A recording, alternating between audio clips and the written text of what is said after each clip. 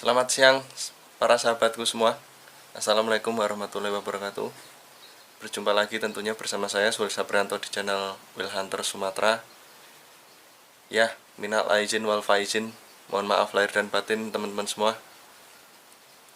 Hari ini adalah Lebaran atau Hari Raya ke-6 hari ya. Sudah memasuki 6 hari Lebaran. Saya Sulis Saprianto meminta maaf kepada teman-teman semua jika dalam channel yang saya jalani ini banyak tutur kata atau tingkah laku saya yang tidak semestinya. Mohon dimaafkan ya, dan semoga teman-teman di rumah selalu sehat tentunya dan dilancarkan rezekinya oleh Allah Subhanahu wa taala. Amin ya rabbal alamin. Di beberapa kesempatan termasuk kali ini teman-teman, saya mencoba berbagi tips. Ini kebetulan unit di belakang saya terlihat ya, tabungnya nggak ada, sudah saya bongkar teman-teman. Kali ini saya mencoba ingin menaikkan output sebuah regulator, dan di sini saya ingin berbagi tips kepada teman-teman mengenai menangani kendala kebocoran pada chamber ya, tentunya di pengisian awal. Nah, di sini saya memiliki sebuah tabung mini ya. Ini sih sebenarnya saya gunakan untuk menyeting output regulator tester ya. Nah, sudah terlihat di belakang saya. Sebentar saya balik kameranya.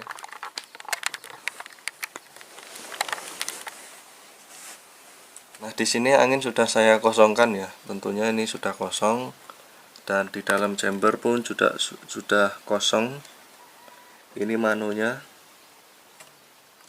dan ini tabung mininya ya.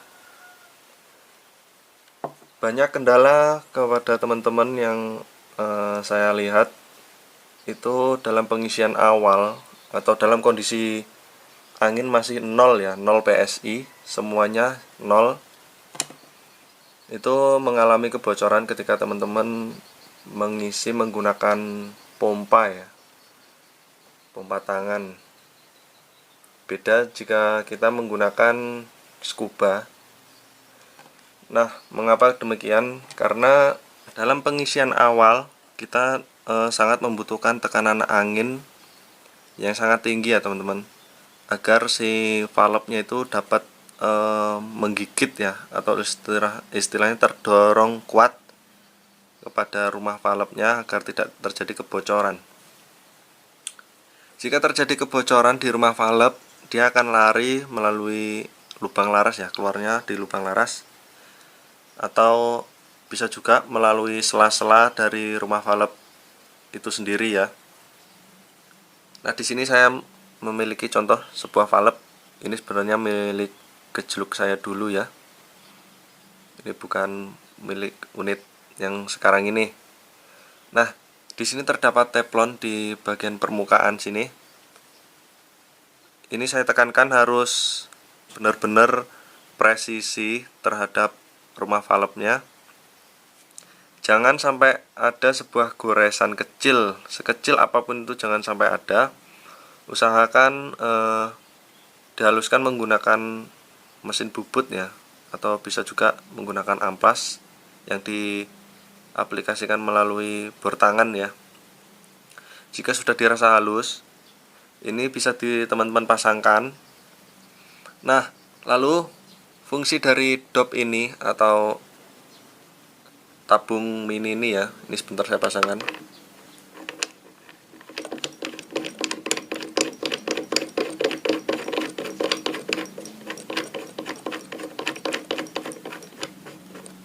Nah, ini sebagai pengganti dari tabung utama kita ya. Ini kita gunakan agar kita mendapatkan volume tekanan yang sangat cepat ya.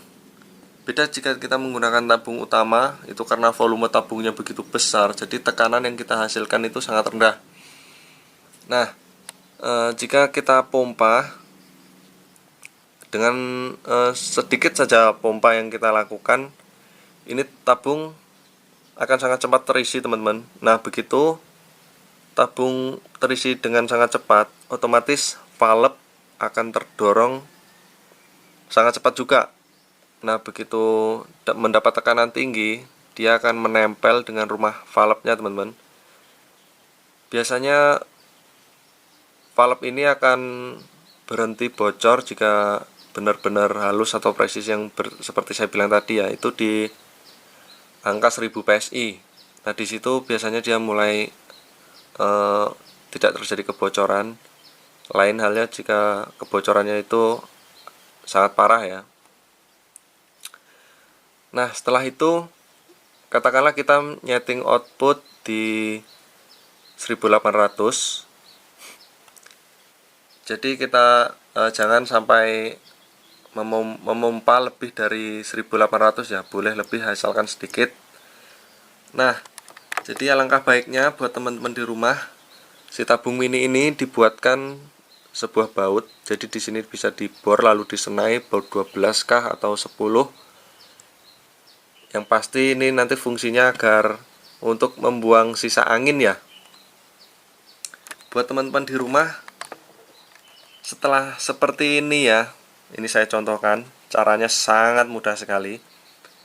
Biasanya teman-teman di rumah setelah menyeting output seperti ini, nah itu teman-teman pasti akan melakukan angin melalui tembakan ya, atau mengkokangnya secara beberapa kali sampai di chamber ini dengan tabung ini kosong blong. Nah itu sangat salah sekali, kesalahan fatal menurut saya. Ini contoh saja, saya biasanya setelah setting output, nah ini untuk mengecek kebocoran saya celupkan di media air ya, untuk keseluruhan. Jadi untuk mengetahui di bagian mana saja yang terjadi kebocoran, dan saya sering sekali mendapatkan kebocoran di bagian valve dan keluarnya melalui lubang laras. Buat teman-teman di rumah, mudah saja. Pokoknya seperti yang saya bilang tadi, jangan melebihi output yang teman-teman setting di 1800 ya katakanlah. Dan setelah mencapai output di 1800 lebih sedikit saja, teman-teman bisa putar di baut yang sudah saya kasih contoh tadi, atau seperti inilah, tidak ada baut ya. Ini bisa kita buka secara perlahan, jangan langsung dibuka kencang seperti ini ya, jangan, nanti bisa meledak. Jadi teman-teman buka aja sedikit. Ini hanya fungsinya untuk membuang angin sisa yang terdapat di dalam tabung. Sebentar saya contohkan.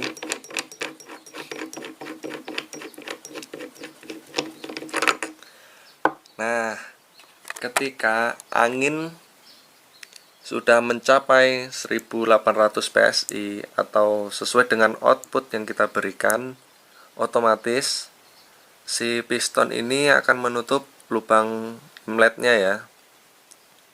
Dengan demikian, sebuah angin sebesar atau sebanyak 1800 PSI dia akan terkurung di dalam chamber ini. Ini sudah tidak bisa keluar, walaupun ini sudah terlepas pun dia sudah terkurung karena pistonnya sudah menutup sesuai dengan output yang kita setting tadi. Nah di situ setelah kita selesai mengecek semuanya tidak ada kebocoran, lalu teman-teman bisa pasangkan tabung utamanya. Nah, pasangkan seperti biasa. Kemudian teman-teman di rumah tinggal ya pompa saja sampai penuh, sampai angin yang kira-kira teman-teman inginkan, berapa PSI yang harus diisi gitu loh. Nah dengan demikian ya sudah selesai, nggak perlu lagi takut kendala kebocoran atau bingung cara mengatasinya segala macamnya, tidak capek repot memompa. Karena kebanyakan kalau kita menggunakan pompa tangan, yaitu tadi kesalahan fatal di awal tadi teman-teman, kita sudah setting output lalu kita ganti ke tabung utama, kita pompa manual, wah itu sangat lempoh sekali pastinya teman-teman. Nah Cukup sekian aja ya video saya kali ini.